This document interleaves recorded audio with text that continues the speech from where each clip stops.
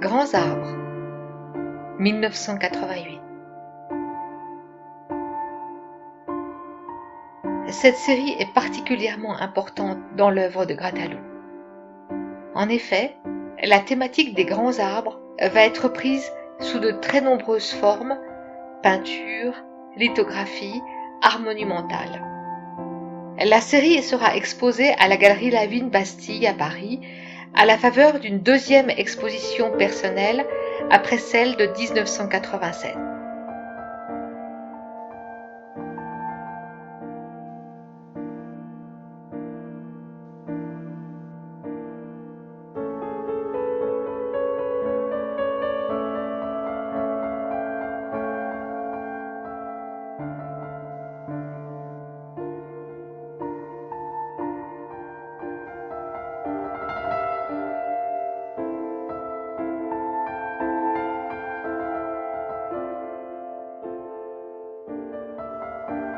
C'est d'ailleurs à l'occasion de cette dernière que l'artiste va rencontrer un collectionneur qui, impressionné par ses toiles, va le mettre en contact avec Michel Moritz, architecte et responsable de l'EHPAD.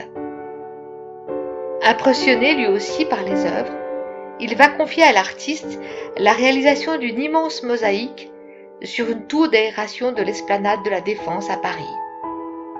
Avec ce thème et la réalisation de cette exceptionnelle œuvre d'art urbain, l'artiste va graver son empreinte et installer sa notoriété.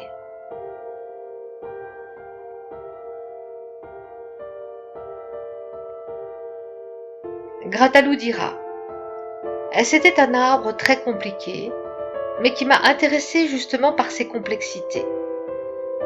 C'était un arbre d'origine japonaise que j'ai planté dans mon jardin.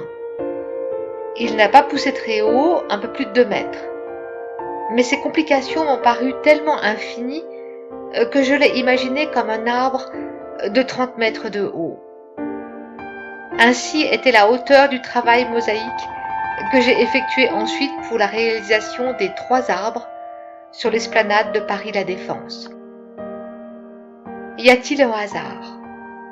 C'est pendant mon exposition sur les grands arbres à la Galerie Lavigne Bastille, ma deuxième exposition dans cette galerie, qu'un collectionneur, amoureux de mon travail, est sorti avec un catalogue à la main. Il le montra à Michel Moritz, architecte à l'EHPAD, responsable de tous les grands travaux d'art. Ce dernier en parla sans doute au président de l'EHPAD, qui donna son accord pour la réalisation d'une immense décoration sur une tour d'aération de l'esplanade de la Défense à Paris.